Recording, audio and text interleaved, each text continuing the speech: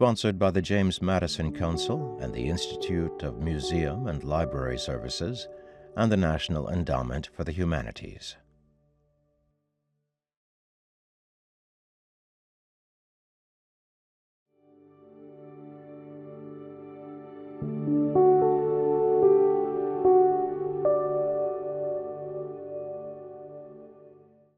Welcome to the National Book Festival. I'm Roz Valencina. Today we are joined by actor, philanthropist, and writer, the legendary Michael J. Fox. His new book is No Time Like the Future.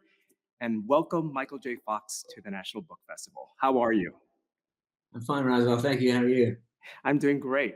So I've got to ask you, we've all been going through this, like the entire country, the whole world has collectively experienced, a very devastating thing. How are you and your family coping through all this? Well, it was an amazing experience for us as it was for everybody else, and it happened on so many different levels. In fact, I wrote the book, much of the book during the quarantine, when my family was quarantined, and I call her my producer. She's not my editor, but she's my partner, and we've been producing television forever together. And I dictate to her, and she types it up. So we were on, of course, virtual. We were on FaceTime, and I would just sit there and dictate my book and read from my notes that only I can read, and she would write, and it got to where I would leave the room and go get a glass of water for myself, and I'd bring one back for her because I couldn't come.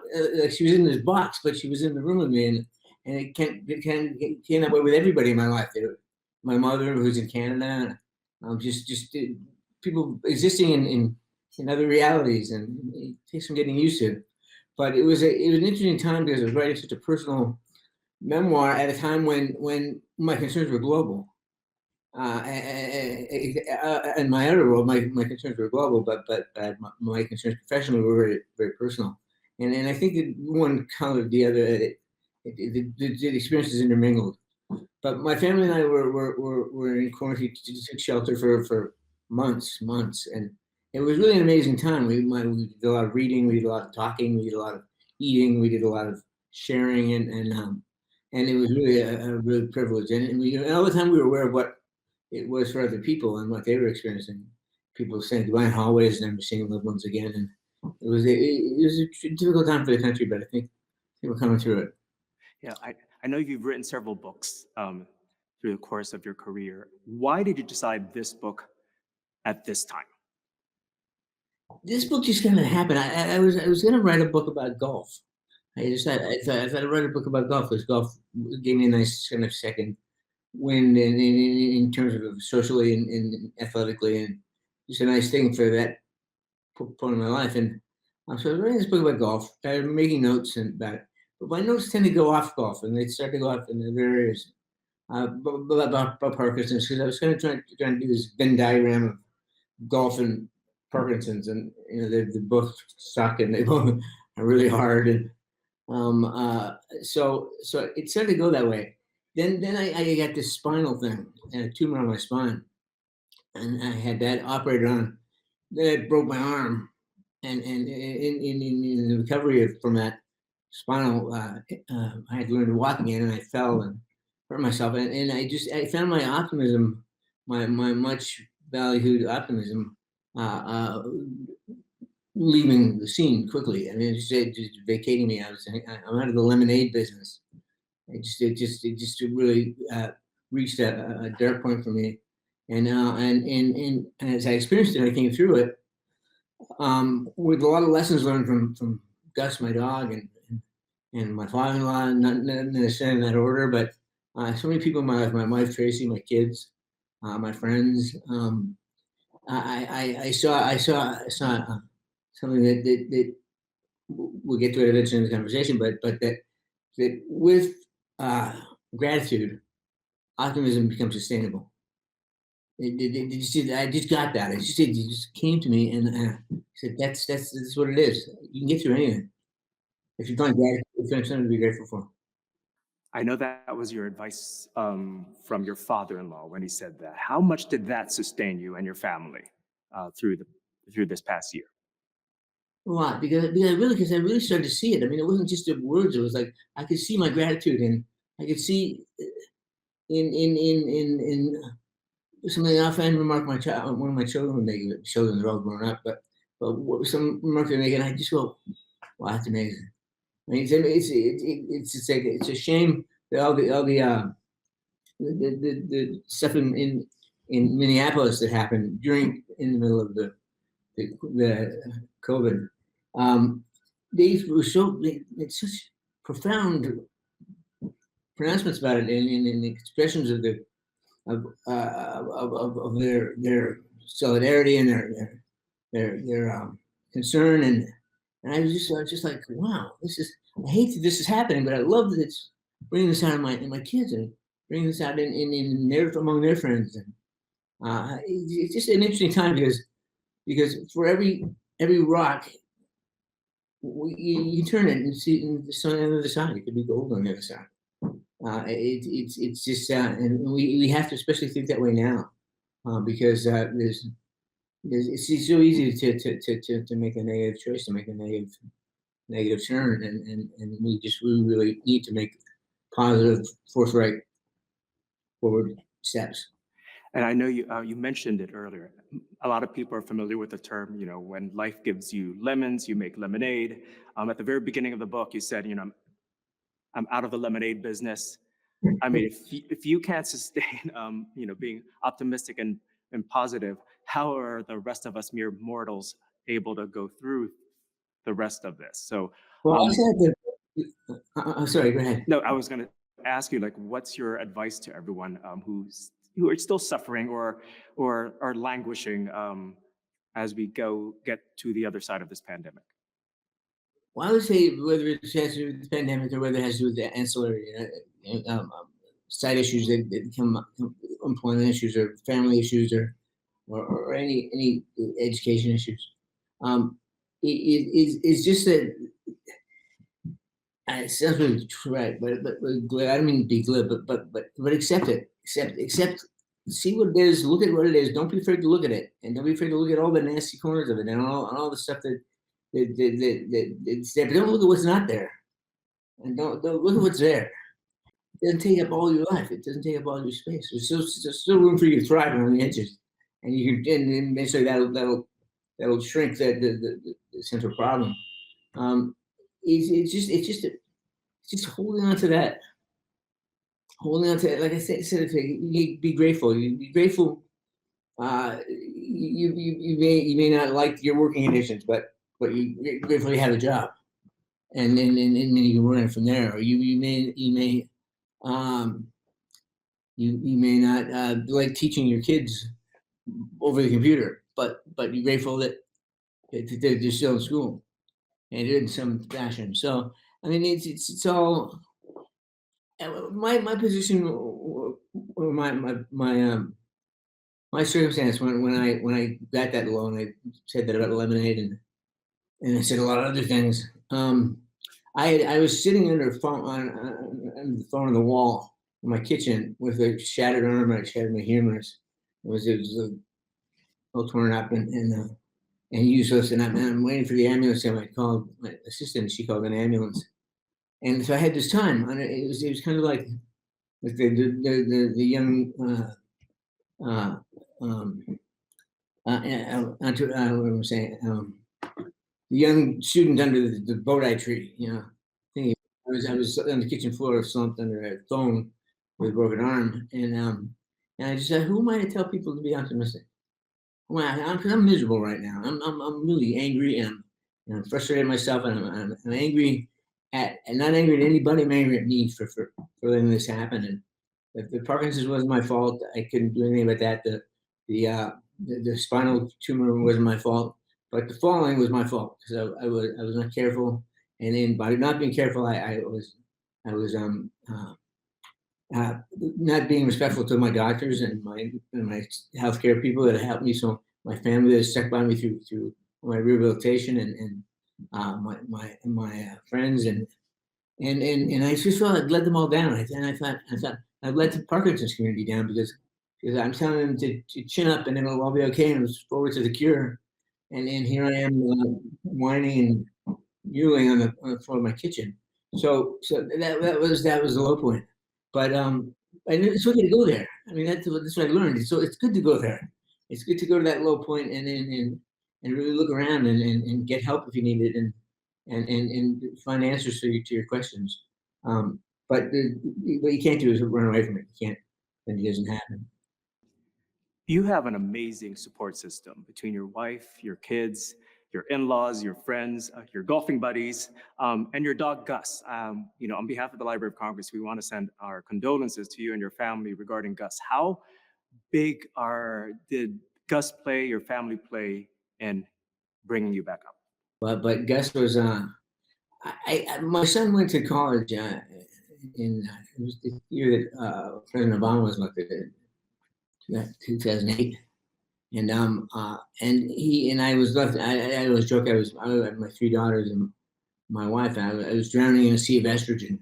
I had no male contacts in the house. So we were on vacation at Martha's Vineyard, and I saw an ad on a bulletin board outside at a community store, and it was for this dog. They called him Astro at the time, but it was this. You could tell it was a puppy, but you could tell it was going to be huge. And I like the idea of a huge dog. So I took note of it, and I went home, and then Tracy said she was on a bike ride and stopped at the Schumacher Independent of me. I saw this billboard on that. I said, Astro, you saw that? And she said, yeah. I said, well, let's go find this dog. So we tracked down the owner and went and saw the dog, and I just immediately knew. And he as I took him and he's got bigger. He was 30 pounds when I got him. He was 120 pounds as biggest. And he knew that I had issues, and he never jumped on me. He never pushed me. He never put weight on me. He was always really, really careful when other people. Let me see if I can show you. Yeah, picture here of when I would do work out and do yoga and stuff. If I would complain if the exercise was too strenuous, and I made a noise, he'd get really concerned, and he'd come over and he'd sit on the mat, and he just like he'd protect me. I was doing it virtual with my trainer, my physical therapist, over the voice, say FaceTime, and so he would hear that voice and he'd come running in to protect me, and that's Gus in a nutshell. I do want to ask you about your father-in-law, Tracy's father. He gave you some great advice that you talk about in the book. He says, with gratitude, optimism becomes sustainable. I think those are very wise words that we could all kind of hold on to. How much did he mean to you, and how much did his words help you? He was a great man. He was a really pure. His optimism and his optimism and his positive energy was so real. There's nothing at all synthetic about it. He just said he just always said it gets better. It gets better. And he when I had difficulty, like one of my favorite things I ever had to say in my life was sentence I ever got to utter was, Steve, this is President Obama. President Obama, this is my father-in-law, Steve. And it was like, that was a great moment. So you live to please him, but he had a law firm, a law practice, and he would help people make decisions, life decisions, whether to buy a house, whether to keep their old job, get a new job, or do whatever, make big decisions in their life, about the children or whatever. And he had a sign on his desk that said "professional fear remover," and that's the best description of him I could think of. He just could zone in on your fear and alleviate it, and by telling you the possibilities that you had, that you didn't know you had capability to do certain things. That, I mean, you can say no to people. You can say yes to things that he'd say, get the house, get the new job, have another kid, all positive stuff. And he helped me a lot during when I was first diagnosed, and I was struggling with the idea that I married this beautiful, vivacious, amazing, intelligent, brilliant woman, and then they saddled her with this potential health outcome. And she was really great. Obviously, she was really supportive. But he said, "Don't worry." I don't know what to say, but feel bad for your daughter because she's in this situation. He said, "Don't. She did good." I was at a commencement over the weekend, and somebody asked the students who were graduating, what have they learned from this past year, or has it changed them? What do you tell your kids in your optimistic way of what happens now, post this pandemic for them? I think that by thinking about it's a rare opportunity like I said, to think of to be by yourself and to spend a lot of quality time with certain people, and a lot of time by yourself, and enjoy that time. But at the same time, be developing a concern and an empathy for other people because of what they're going through. It's really like being in quarantine, protected from it, didn't make it any less. Oh great, we're safe. Right? We're safe, but what others are going through. And I think that anytime there's a burst of empathy like that, anytime there's a burst of awareness about other people's experience on this planet, what they're going through, and what their needs are, and what their fears are, and what their goals are, and their wishes and their ambitions, and we can tap into that, and we rally around a common cause and achieve great things.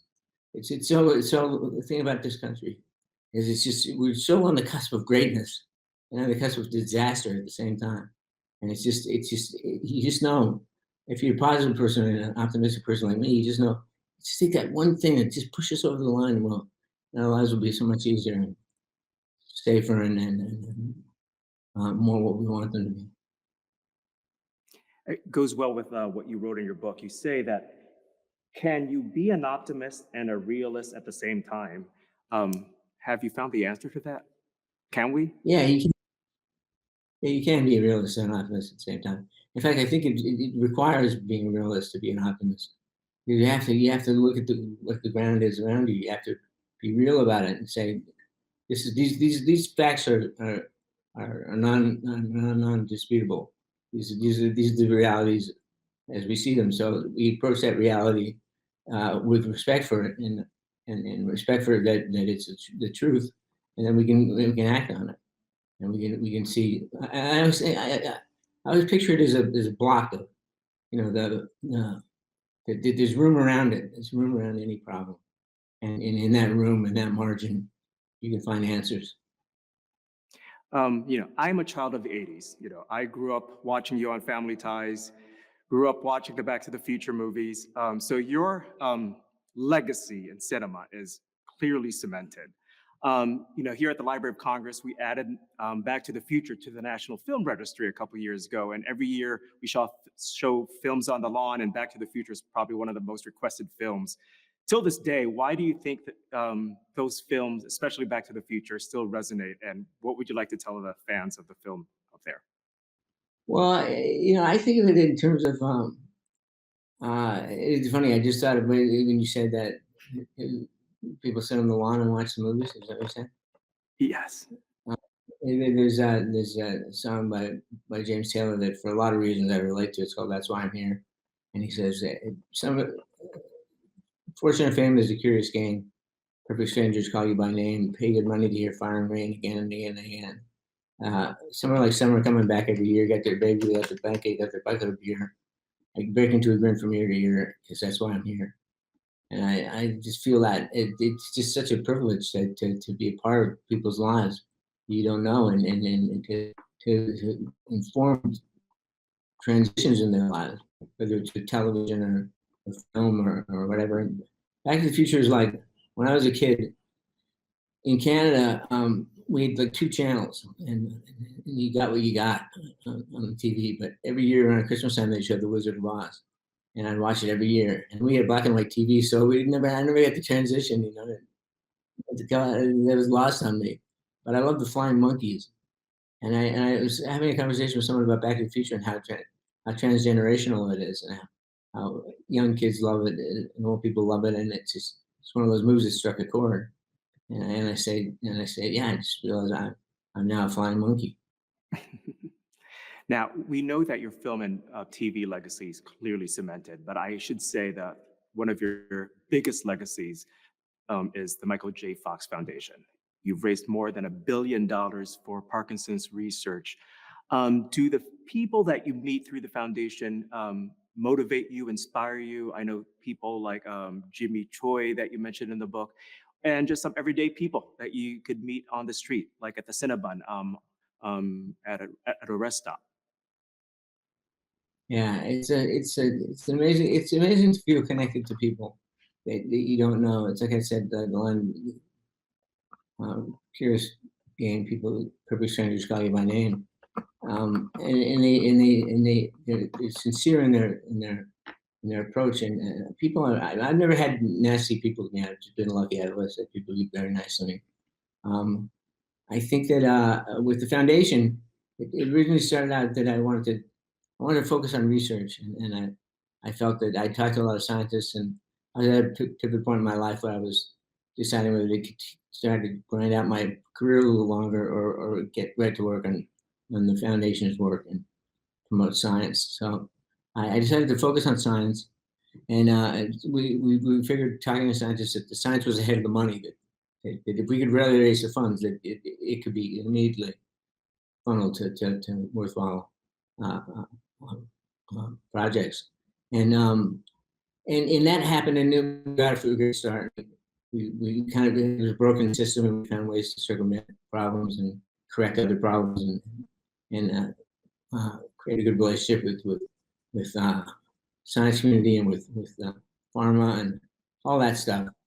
But along the line, I realized that there was this patient community that was waiting to be activated, and waiting to be involved, and waiting to be able to be a part of their own rescue, and to be the answer that they're looking for.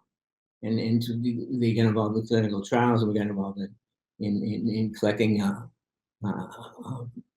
just personal data, personal information about their life experiences. And it became a very patient-driven foundation, and then it started to flourish.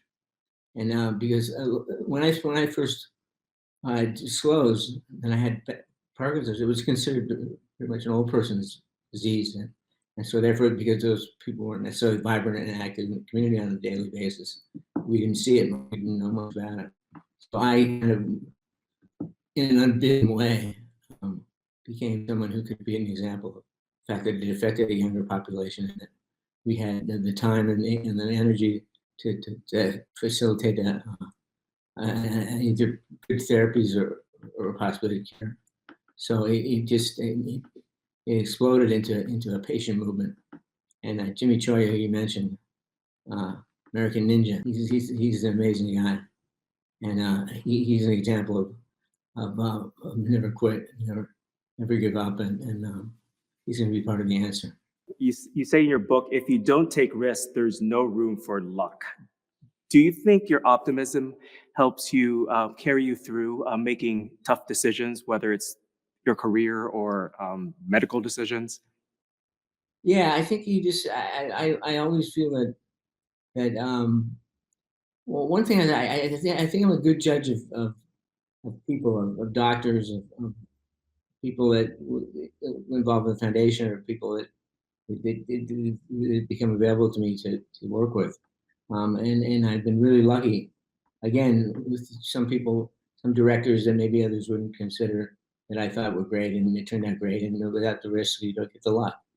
Without the some material that I thought was like writing this book, this latest book about, again, in the middle of a global pandemic. I'm writing about my navel, and it's a risk, but it turned out that people related to it on both terms, both levels. That it was about my navel, but it was about the world too. And so you just got to take a risk, and it's tough pouring this stuff out, because you're like, oh, I didn't even realize I felt that. And it's one of the beautiful things about writing out. Writing's been a great thing for me to as things fritter away. I mean, I used to draw a lot. I can't draw now because my let my hands turn. I don't play the guitar as much anymore. I don't hike and run and boat and bike and all that stuff. But I enjoy my family. I enjoy reading. I enjoy writing. Writing has become it's become everything for me. It's just so great to take an idea and look at it from 10 different ways and realize that there's a one way to express the purity of that idea, and you're determined to find it. And if you come even close, you just sit back and go, right, that's it for the day. This wouldn't be the National Book Festival if I don't ask you what books have inspired you or what books have you been reading during the pandemic? During the pandemic, I wasn't reading a lot because I was writing. But books that have inspired me over the years. I mean, I like Cormac McCarthy. I like All the Pretty Horses. I like The Bird Artist, Norman Howard or Howard Norman. I keep getting his name mixed up, but he's a terrific writer, and that's a great book about redemption through art. Um, I'm always a sucker for whatever nonfiction is popping. I'm reading a book right now by, I wish I could remember his name. He's I think a Harvard professor, a Princeton professor, about running the Trump administration through the filter of Shakespeare, and comparing events to events in King Lear and other things. So it's always something interesting to read. When you were growing up or as a kid, what books opened the world to you? When I was growing up, well, I discovered in like fifth grade Agatha Christie, and I just got hooked on Agatha Christie. I read that, and then there were none, and then I just read as many as I could. And it was this like 10-year-old kid in Canada reading about fetes in pastoral England, and butlers doing it with a candlestick in the pantry, and it just captivated me. And then I kind of branched out into Tolkien and started to read all those books and Hobbit and the Ring Cycle, and I just my world just expanded. I mean, it's just like books. I have books. I don't even think of like this room. I don't think of having books in, but I have like 50, 60 books in this room, and I know this isn't even one of my rooms with a lot of books in it. These books are everywhere in my life. I have to pick up a book to get a book that's underneath the book. And it's just and it can't replace it. I do audiobooks. I do scrolling on my iPad, but there's nothing like a book. It smells like a book, and it feels like a book, and it reads like a book, and it just makes you feel good like a book. You see it firsthand through your brother-in-law, Michael Pollan, and your friend Harlan. How do you think books create a community of bringing people together, whether it's a book club or the National Book Festival, or just reading as a family? Well, it's changing ideas. My wife had her book club last night.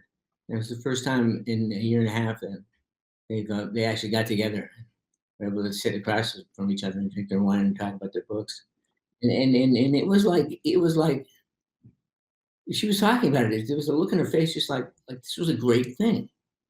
She get to have her book club with her friends and talk about the books they'd read, and they'd only been able to do it by Zoom but to be together and sit around and pass wine to each other and pass bread to each other and to touch the books and pass them out, and it's a great exchange of ideas. It's a chance to get an idea, form your own opinion, form your own feelings about it, or discover your own feelings about it, and then share them, and then they influence other people's feelings, and other people's feelings influence yours. But it's all communion, and books are a great communing, binding, powerful force. After finishing your book, do you believe you're back in the lemonade business? Oh, absolutely. Pink and yellow. Yay. We do have a surprise for you.